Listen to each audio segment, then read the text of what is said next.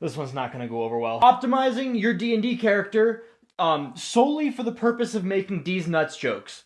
Disclaimer, this is not a good character. I put no thought into any mechanics whatsoever. I just wanted to see how many Deez Nuts jokes I could cram into one single Dungeons & Dragons character. Starting off strong with our race, it's a goblin, obviously.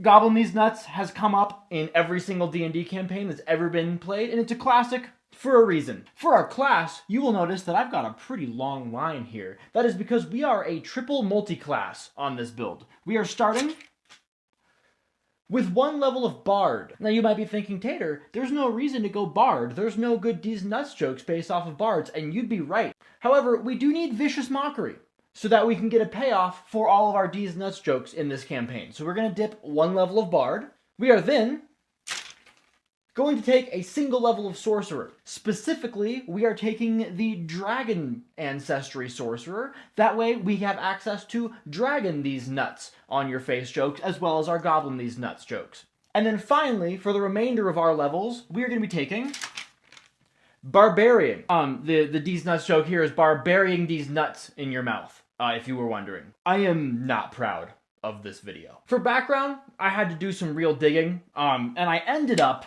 deciding on the House Agent of Cannith. Now, I know this might lose me a little bit of cred. This is not a Deez Nuts joke. This is a Cannith Peepus fit in your mouth. I'm saying Peepus so that TikTok doesn't bonk me. For our alignment, there's no Deez Nuts jokes here. It's chaotic neutral. There was no other option for this character concept. Now, we've got a couple feats that are important, not for any mechanical reason, but we do have Dungeon Delver, in order to delve these nuts into your mouth.